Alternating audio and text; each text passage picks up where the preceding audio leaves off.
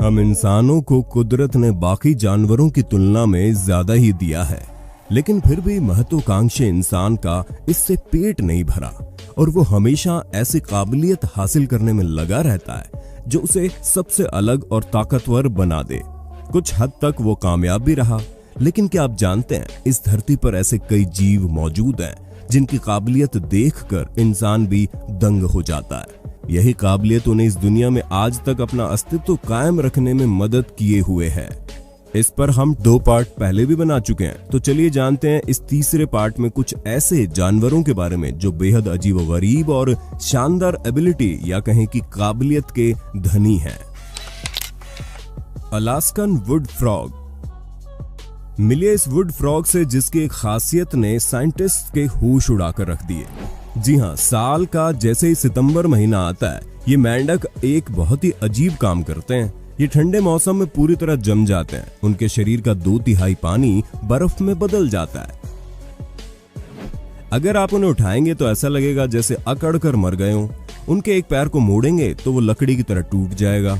दरअसल जब अलास्का में तापमान -20 डिग्री सेल्सियस गिर जाता है, तब इस मेंढक का शरीर लगभग 80% तक बर्फ में जम जाता है। इस दौरान उसके शरीर में अजीब और असामान्य शारीरिक चीजें घटती है। उसका सांस लेना और खून का बहना, लिवर का काम करना, यहाँ तक कि दिल की धड़कन भी बंद हो जाती है और उनके ग्लूकोज का स्तर आसमान छू जाता है। अब डॉक्टरी भाषा में कहें तो वो मर चुका होता है।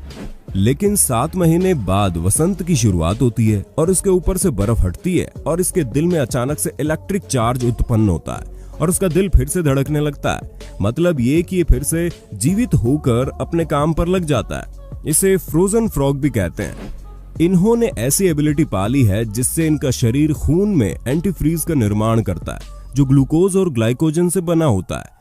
जैसे ही तापमान में गिरावट आती है, ये एंटीफ्रीज उनकी सेल्स में जाकर उसको मोटा और मजबूत बनाए रखता है, जो उन्हें बर्फ के क्रिस्टल बनने से रोकता है, जो उन्हें मार सकता है।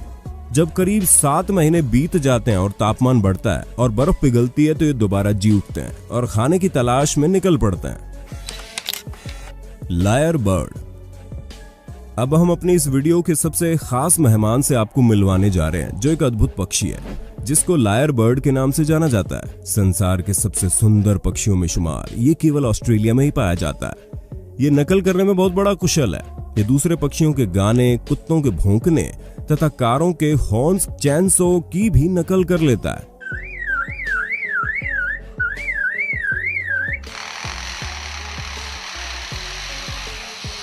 ये अपने आसपास के वातावरण में सुनाई देने वाली लगभग हर आवाज की शानदार और सटीक तरीके से प्राकृतिक और कृत्रिम नकल करने की क्षमता रखता है। मादा पक्षी से नर पक्षी लंबा व बड़ा होता है। नर पक्षी की 16 हिस्सों वाली बेहद लंबी पूंछ बहुत ही खूबसूरत लगती है और ये जब उसे फैलाता है तो उसका आकार वाद्य यंत्र लायर यानी वीणा की तरह हो जाता है, इसलिए इसे ये नाम मिला है। जाड़े के मौसम में नर पक्षी गीत गाकर मादा को अपनी ओर आकर्षित करता है।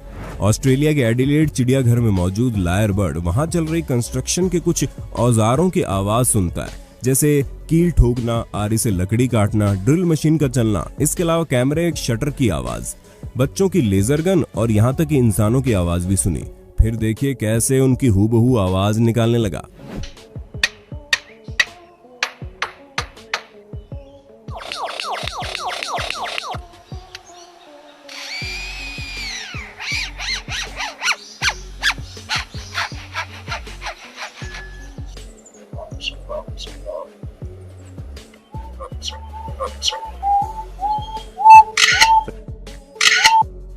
और जो जंगल में रहते हैं वो अपने आसपास के सभी पक्षियों और जानवरों की आवाज निकालने में माहिर होते हैं। ऑस्ट्रेलियाई लाफिंग कुकाबुरा पक्षी की तो ऐसी आवाज निकाल देते हैं कि कुकाबुरा खुद उसे सुनकर सही मान लेता है और खुद आवाज निकालने लगता है।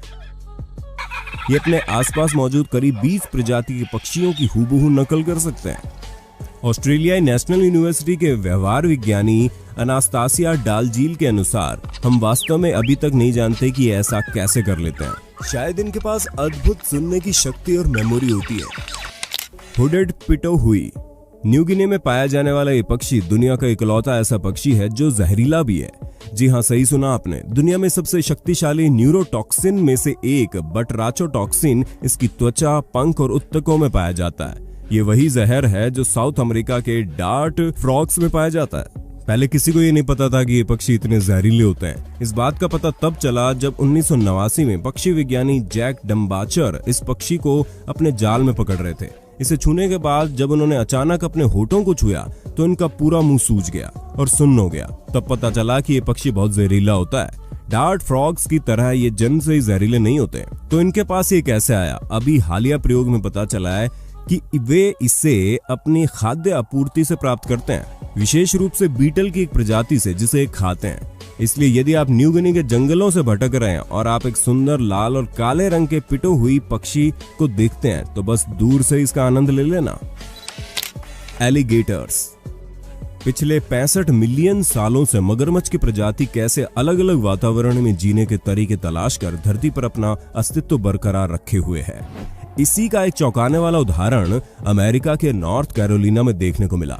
जैसा कि हम जानते हैं कि वहां इतनी भयंकर ठंड पड़ती है कि नदियां बर्फ में बदल जाती है। 6 जनवरी 2018 में अमेरिका के शैलोट रिवर स्वैम्प पार्क के फेसबुक पेज पर एक वीडियो अपलोड किया गया था।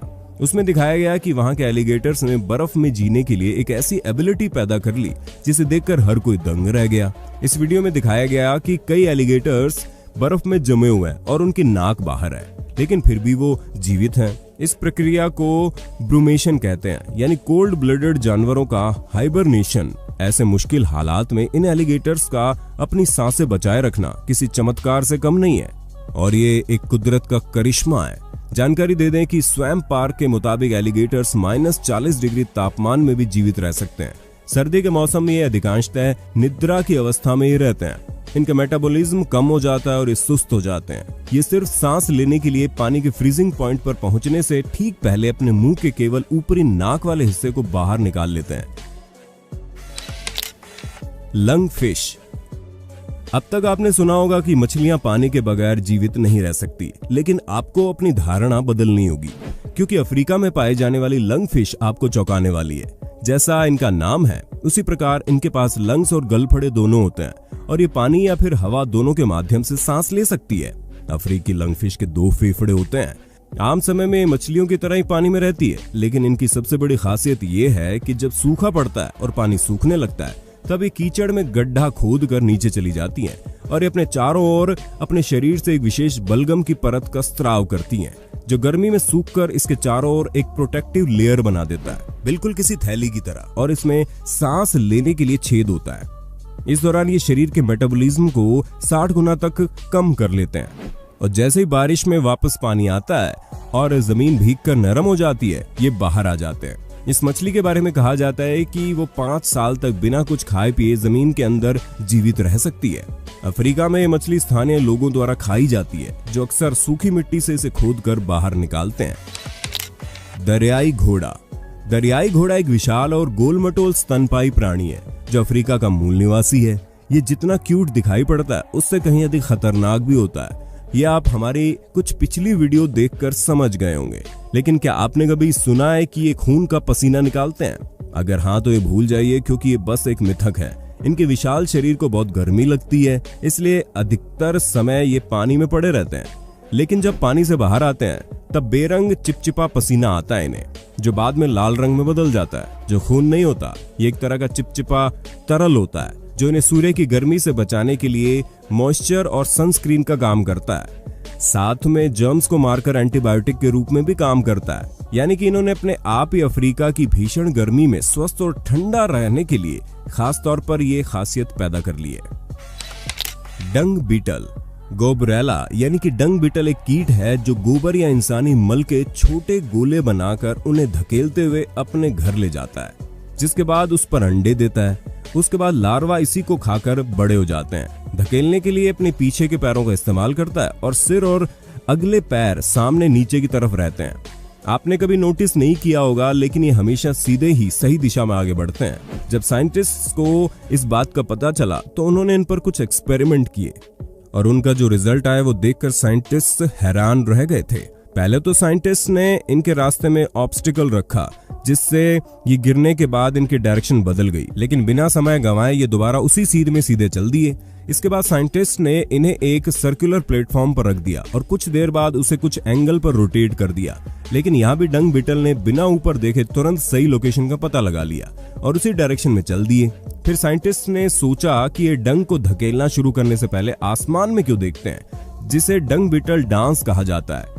क्या ये वहां से दिशा डायरेक्शन का पता लगाते हैं? इसके लिए एक एक्सपेरिमेंट और अंजाम दिया गया और सूरज को छुपाकर शीशे के जरिए उसका प्रतिबिंब अलग अलग दिशा में दिखाया गया, जिससे कंफ्यूज हो गए और बार बार डायरेक्शन बदलने लगे।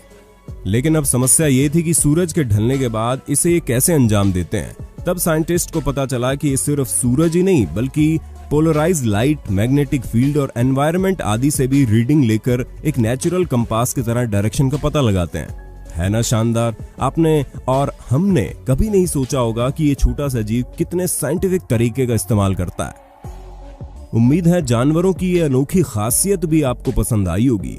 किस जानवर ने आपको सबसे ज्यादा हैरान किया, हमें जरूर बताइएगा। इसका नेक्स्ट पार्ट देखने के लिए हमें कमेंट बॉक्स में पार्ट 3 जरूर लिखना।